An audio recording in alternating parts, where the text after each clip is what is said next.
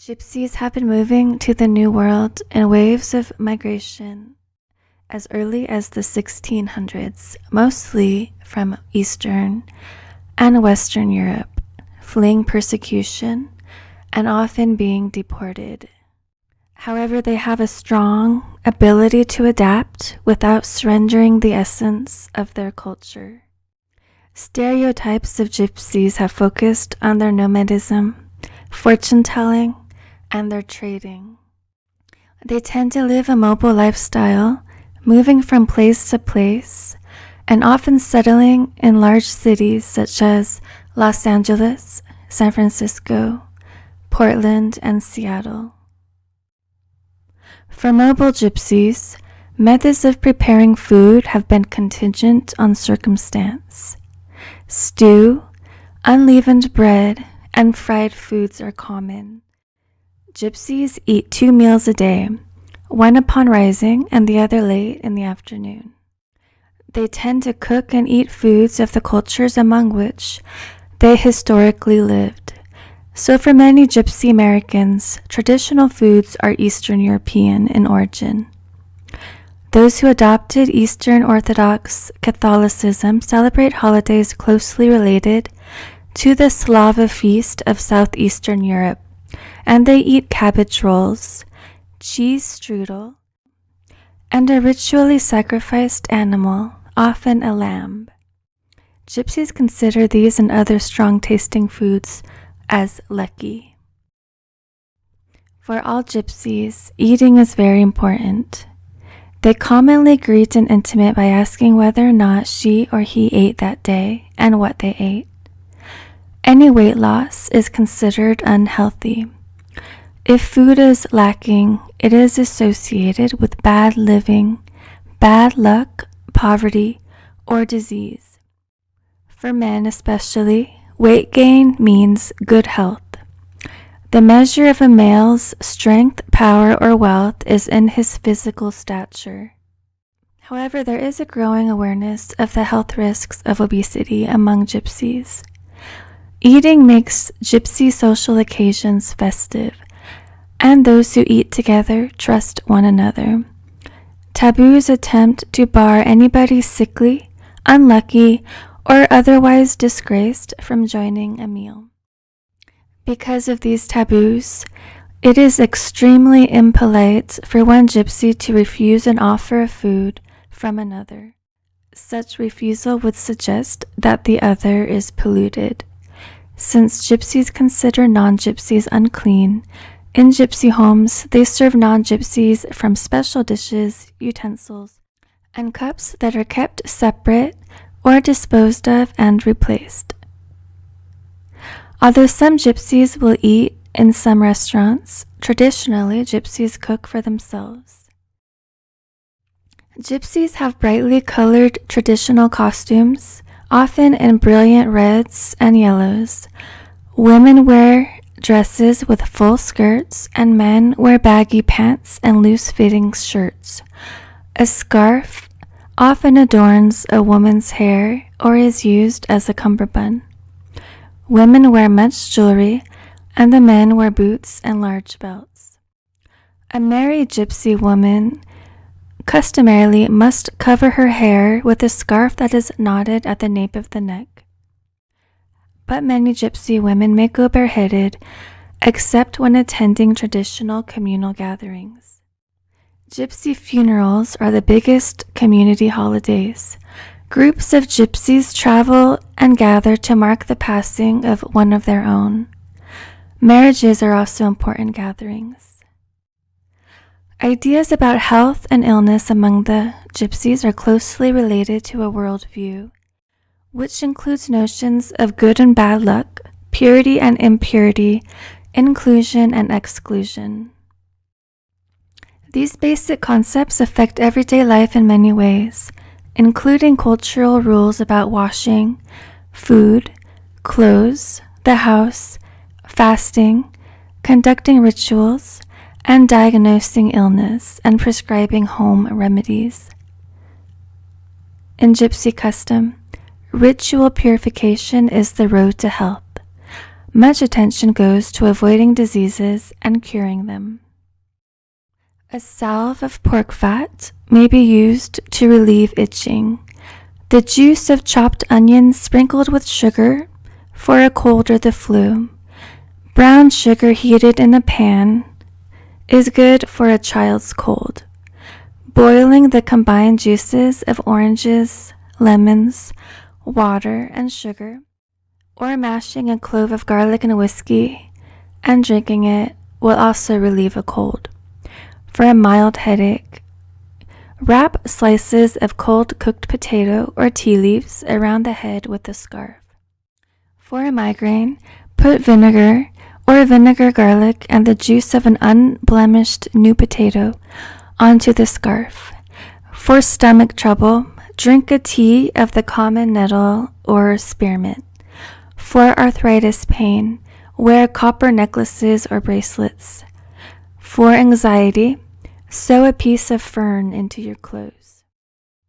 Elder gypsies tend to fear that their grandchildren, who are turning more and more to American medicine, will lose the knowledge they have of herbs and plants, illnesses, and cures.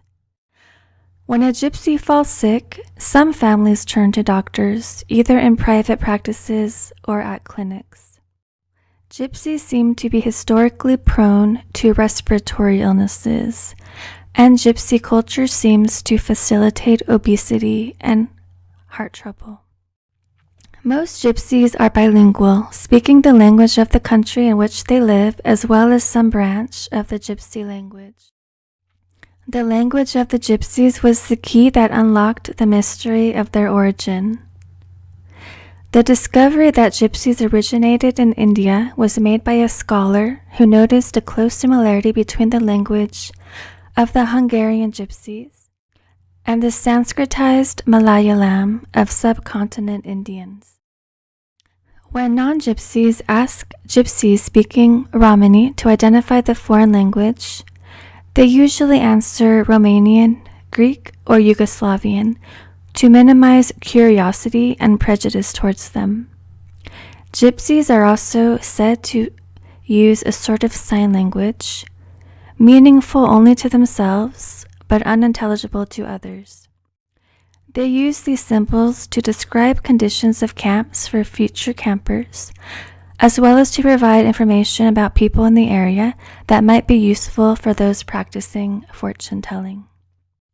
Gypsies usually use their gypsy name only among other gypsies, and adopt an Americanized name for general and official uses.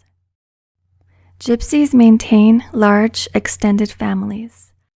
Clans of people numbering in the hundreds or even thousands gather for weddings, funerals, and feasts, or when an elder falls sick.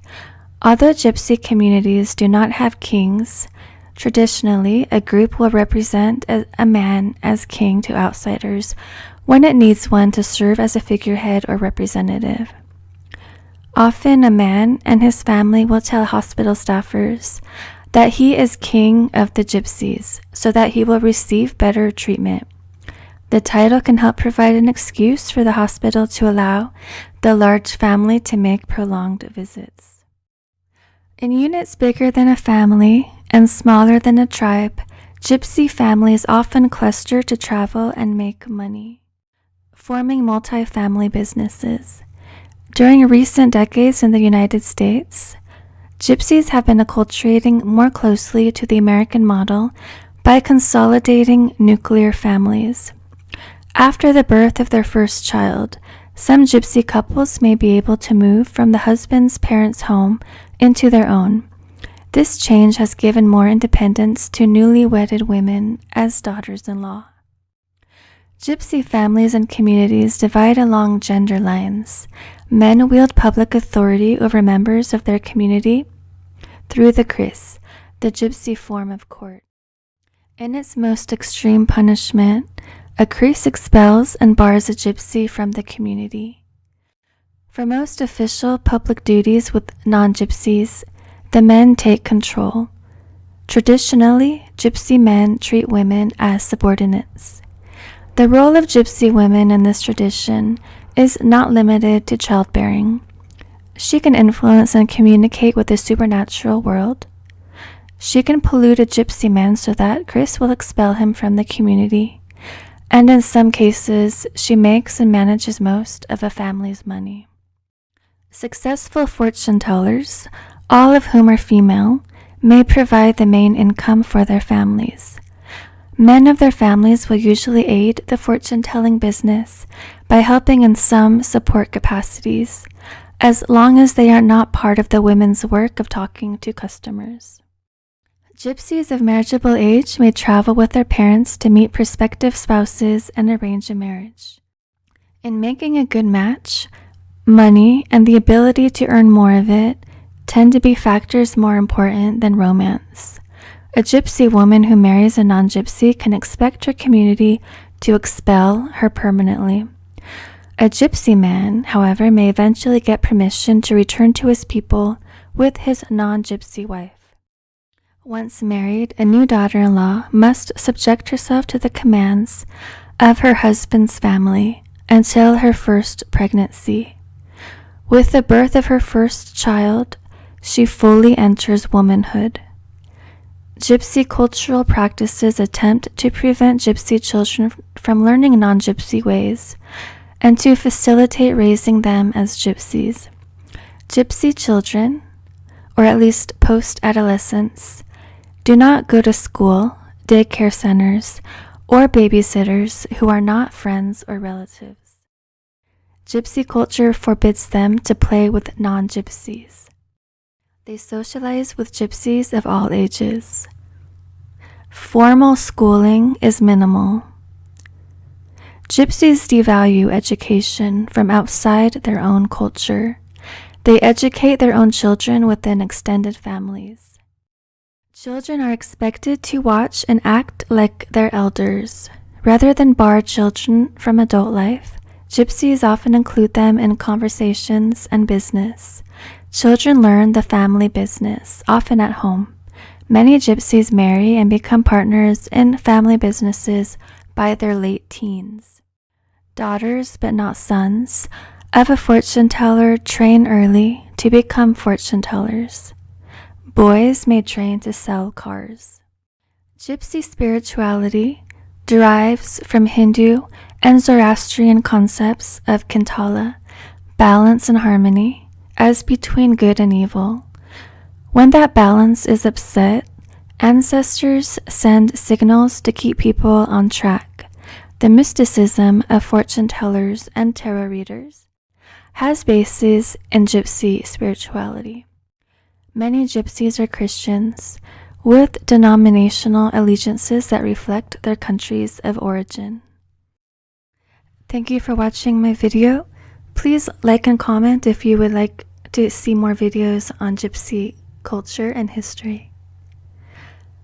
Please rate, share, and subscribe, and have a wonderful evening. Blessed be.